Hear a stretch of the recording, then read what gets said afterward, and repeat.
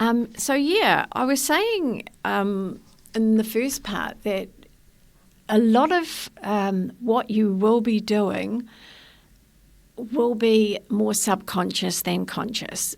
I like to refer to it as the universe is kind of just placing you places, putting you where you need to be, and trust the process. Try not to go back to that, I have to do this, I must be, please don't be hard on yourself and beat yourself up. The universe is organising you for your best life. Your best life is yet to come. And I know a lot of people have been struggling over the last few years, so it's a nice thing to know. Your best life is yet to come. Yes, there are tests for you. The test really ultimately is, are you living in the best version of yourself to be able to be ready for your best life? That's the thing. So we're going to look at a little bit of guidance that comes through. I'm just going to see what actually there is for you, and taking it on board that it's perhaps for these 2 months, June, July, we're doing 2 months of the year instead of one in this particular time anyway. And the first thing is know your strength, okay? Know that you've survived this far in your life. So whatever you're going through, if it's still difficult for you, you will survive. You will get through this. It just makes you stronger. And I know that when you're struggling, that is not helpful, but come on, you are more than what you think. You can handle more than what you think. You can make it through. You can get there. You can do this. You signed on for this part of the cycle of the world, of the earth, and it's changing. It's becoming better because humanity is going to say enough is enough. We are all going to stand up and unite in ways that you have never seen us do before. We have sat back going, the system's not working. Why is this so hard when it should be easier? Why are computers more difficult to get something done through when a person was much more efficient? And just a whole lot of things. So what we will be seeing is that things will flow much more easily and improve in a lot of ways. However, the systems that we have been living under have become outdated. They've become dysfunctional to a point of absurdity, actually, in a lot of cases. Where did we ever stop caring about a human being? Where did we ever put animals' welfare above humans' welfare? When these are people we love, we should at least have an equal caring, kindness, loving policy around human beings, putting them out of their misery, for instance, or at least giving human beings who have a voice a choice. We don't give animals that choice, but we do put them out of their misery. So I just saw salmon, the word salmon. I'm not sure what that means, but anyway, maybe salmon is something that would be useful to eat round about June, July. Maybe it is salmon season. So your decisions in the next couple of months are important, relevant to you, and please make them about you, because you are relevant, and more now than in the old world, so to speak. You are more relevant. You have something very important that must be shared and must be offered. More people are going to start working for themselves. More people are going to start doing spiritual kind of work. There will be a resurgence of all of this that we haven't actually seen ever actually in the same way before. And spiritual is not just religious. Spiritual is please learn, look, take on board what resonates as truth, love for you. You know, there are basic principles to spirituality, and it's not, religion has put it in a box, which is really good in some ways, that you can go to a place and you can learn and be around spiritual energy. That's great. But spirituality itself is far more encompassing than that. It's far more open than that. So your decisions are about yourself, what works for you, are very, very important in these next 2 months. So, yeah, that's an invitation. There is, for those of you that have been going through some really difficult times, in the next 2 months you'll see a little bit of sunshine coming into your life. And I think that started around March. So it's just helping those of you who haven't quite seen it yet for you to realise that it is coming. There are positive things coming. There are happier times. There are success when you have had failures. So, yeah, decide to stick to something that you might already have thought about giving up on once or twice.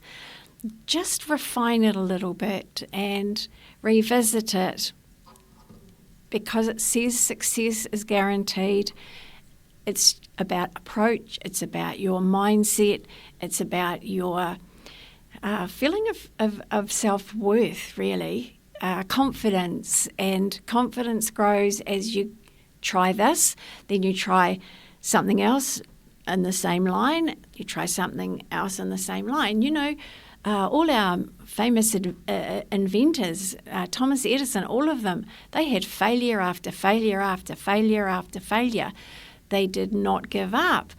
But Thomas Edison was one of them that consulted with Edgar Cayce. Now, here's a name I did mention a little bit in one of the sessions that I've done.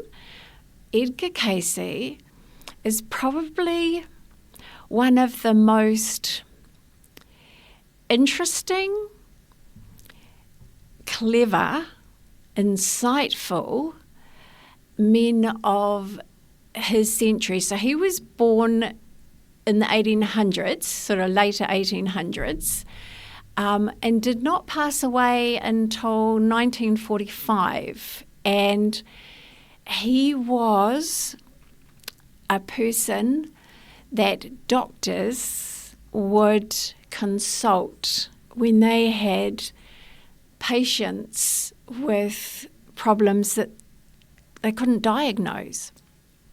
And Edgar Cayce would be right.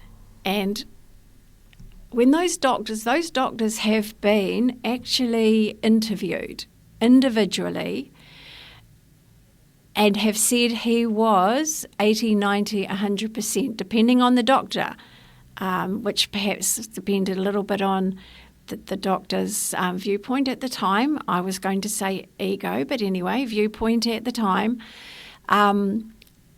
because a couple of doctors said he was 100% of the time on his diagnoses, and the detail he gave in those diagnoses were things that only specialists had a glimpse of in their fields at that time.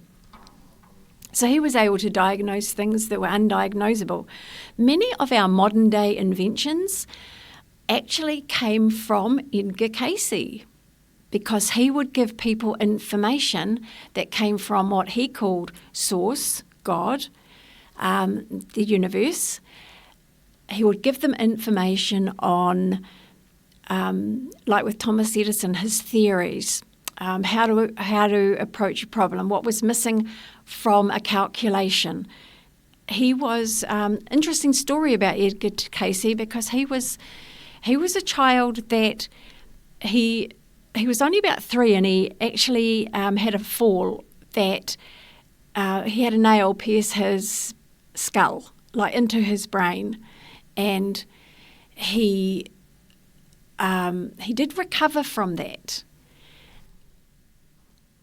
He was able to see people who were deceased. His grandfather passed away. He was very, very close to his grandfather, and that happened when he was around 5, I think. And his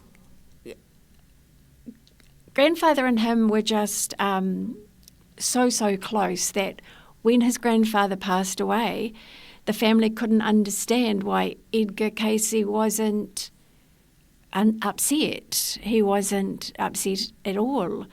And it was simply because Edgar Casey would talk to his grandfather all the time. So he would talk about this to his family, and so his family kept that in the family, very close, so that people didn't think there was something wrong with Edgar. But then, of course, children are very innocent, and there was a time when Edgar had to go and stay with his auntie, and it was around the same age. And he was talking about the things that he saw and his grandfather, and so the aunt said that she couldn't have him at home with her at all because he was possessed by some demon, which was very much the belief of the day. And it's interesting to me because there were some very, very gifted and talented people that came from that era that wrote books that there is information about that, did extraordinary things. I mean, even Tesla himself actually consulted with Edgar Casey. So what would happen with Edgar Casey was he wasn't very good at school. He was very slow. He was behind. He couldn't spell. His father decided that he would actually spend time. He was so frustrated that Edgar couldn't actually spell, and he couldn't understand why, with all the repetition, that he still couldn't spell words. And so one particular night his father decided to make sure he learned how to spell. And so he stayed up with him till midnight, and at one point, and still with no results, still not remembering how to spell that one word, These were just words for the class for the day that the father was trying to get him to spell. And at one point, Edgar Casey said, "Dad, I'm tired. I just need a couple of minutes. I just need a couple of minutes." And his father's like, "No, we have to get this. And in the end, he did actually leave the room. He says, "Okay, I'm just going to leave the room for a moment." And when his father left the room, Edgar just laid his head on the book of his spelling, closed his eyes, and his father came back into the room sometime later, and Edgar opened his eyes and he said, "It's okay, Dad. It's okay, I know." And his father said, "What do you know?" He said, "I know how to spell the word." And so his father said, "Okay." And so Edgar spelled that word, proceeded to spell all the words from the day. And his father said, "Oh, you cheated. That's no good. You cheated." And Edgar then started to quote spelled words from other pages of the book, bigger words. Edgar knew every single word in the book. He knew every single spelling of the word in the book. And it was a phenomena that for the rest of his life he would be able to pick up any book, place it on his forehead, and he would absorb within a few minutes the complete contents of that book. The complete contents of that book. And that was only one of his abilities. He would go into a sleep, a trance, and he would be able to relay information. He would have somebody write for him what he was saying because he never remembered. Once he woke up, he had no idea what he had said. That is true trance state. And from all of the information that he got from Source, from God, there was very specific information to people's problems around him. He would have people come to see him to diagnose what their symptoms were, but what treatments that he was to give.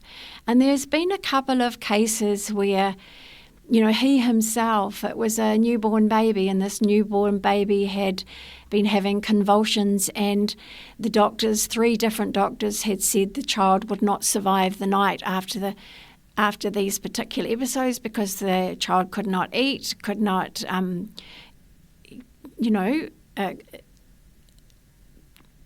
just couldn't ingest anything that would nourish the body. So the doctors felt that by this time, because it had been going on for a little time, that the child wouldn't survive for the night. So they called in Edgar Casey, and he was happy to go because if he could help, he wanted to. The remedy, however, included belladonna, deadly nightshade, in quantities that were kind of considered at the time a little bit dangerous for adults. And so Edgar Casey started to doubt himself with this. And so because the doctors said, no, that's too dangerous. It wasn't just the belladonna, it was a couple of other things. I think heroin was one of them, and different kind of mixtures and tinctures of, ingredients.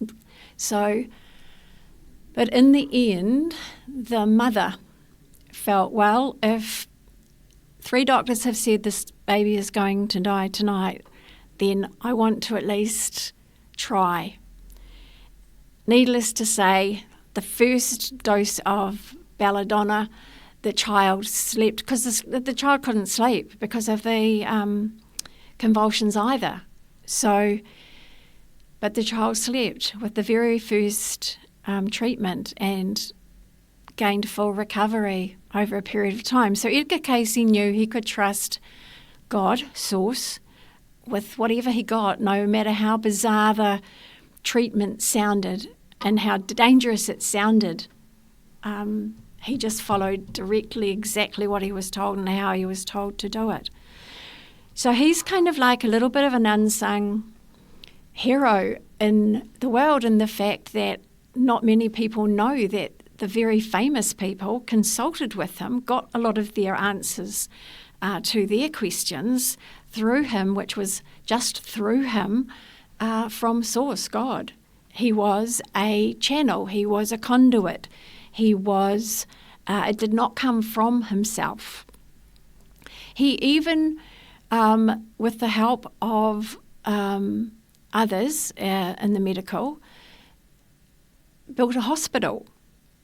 So this is an actual building, a hospital that operated. The war itself came in toward the end, and then there was a bit of argy-bargy, as there is between people who were kind of like helping to run it and fund it, and so it got closed. But I did learn that Edgar Casey's son purchased it, and it is the ARE, which is interesting because it's R, isn't it? So it's the ARE, that same building that was that hospital, but they healed many people. And what would have been unconventional ways of the time, and yet it was a little bit more allowed because the doctors embraced it a little bit more then. So it's interesting how history changes things around. The war did that actually in this case, and we almost seem to revert back to what was known and what was reliable and what was, just substantial. So the psychic intuitive side has always had a bit of a bad rap. But Edgar Cayce was a very spiritual man. The Bible was his absolute number one book of all time. The information within it. He actually taught at a church for 16 years until they thought, maybe it wasn't the best thing because he was so well known for his psychic abilities. He was so fascinating. It's I'm unable to kind of say about it all, or even a small part of it in this session. I know that he himself, he didn't just fall on that nail and have it go into his brain when he was 3. He also had other things around the time of he was 5. But when he was 29, he had something happen to him where he couldn't speak, he couldn't move, he couldn't do anything, and they couldn't wake him up. They didn't know what was wrong with him, but it went to the point where he became grey and they pronounced him dead. Now, he had a doctor that had been fascinated in his work, that he'd worked with for years, very closely, that was just so interested in everything that Edgar Cayce did. And they called him in after Edgar Cayce had been pronounced dead, and the doctor came in and he just spoke to Edgar Cayce and he said, "Okay, Edgar, raise your blood pressure. Get the blood to flow around your body. Wake up your cells, senses." And from that moment, because he was into the work that Edgar Cayce had done where he had helped put a person into trance so that they could heal. And so the doctor left, and over the next 3 days, Edgar Cayce came round. No, the next morning. It wasn't days, it was the next morning, sorry. He woke up because the doctor had suggested other things for him to do to come back to full health, and this was these are trance hypnosis kind of techniques, suggestion. Power of suggestion is very powerful. And he by the morning anyway, Edgar Cayce, he got up, he walked with the doctor outside, and here on the newspaper stand was an obituary to Edgar Cayce because he had died overnight. And that's how fast the news had gotten around that Edgar Cayce had been pronounced dead.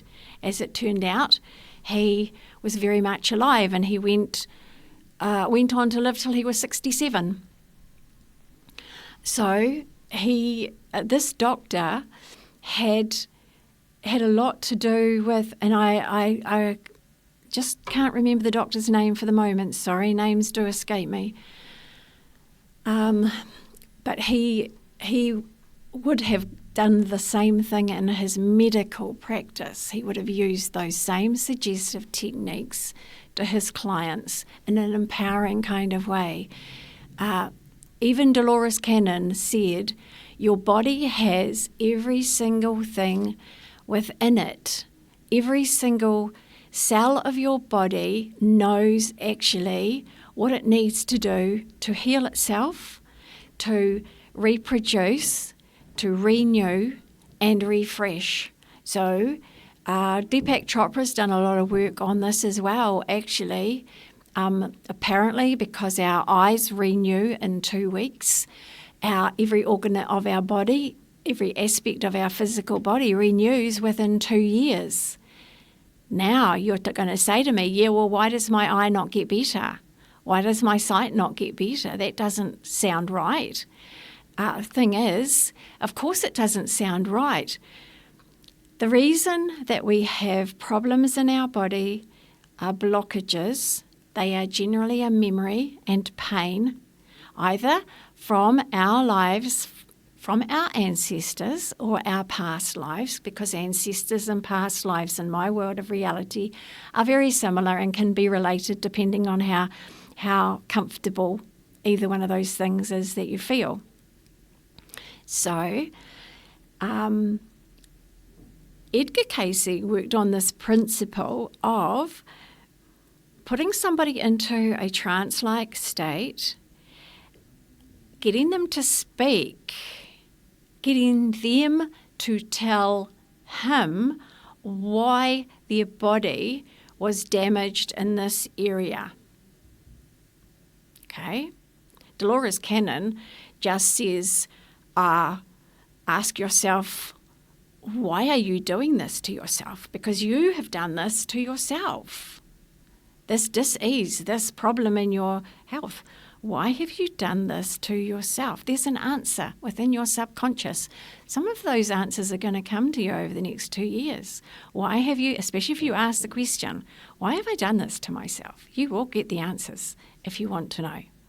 So Edgar Cayce would get the person to speak, tell him about why this problem had manifested in their body, especially if they were adults. He wrote books, and people sort of wrote down all his words, and the books are still available.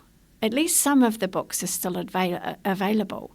We're very lucky that they are still available because, history is not recognised these days as having any relevance whatsoever, as being relevant or having any relevance whatsoever in our modern day world. And that could not be so wrong as it is. And sorry about my words going all over the place. History is the teacher. And yes, if we don't want to learn, fine.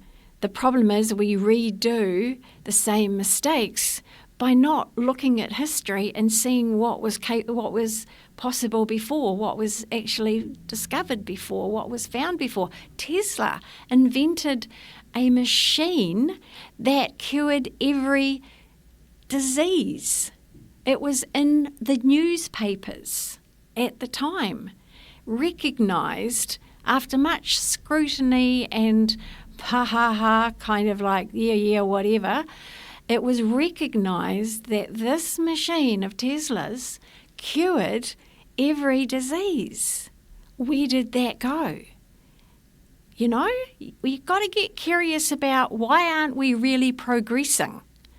Every time there's a new invention, it gets squashed. I remember growing up that there were vehicles that were powered by water or vegetables or manure or all kinds of things, and those inventions were bought by the petroleum companies, the car manufacturers, and then they disappeared from sight and have remained disappeared from sight until it becomes commercial. And it is, and under the directorship of whatever, the conglomerate, the company may be, that can make the most profit out of it. That world is dying, by the way. We're coming out of that world. I said before, we are, in more ways than ever, we will unite. We will say this is not good enough. We will want change. We will get change because everybody will be seeing the absurdity of old systems that do not work. that are expensive and inefficient. And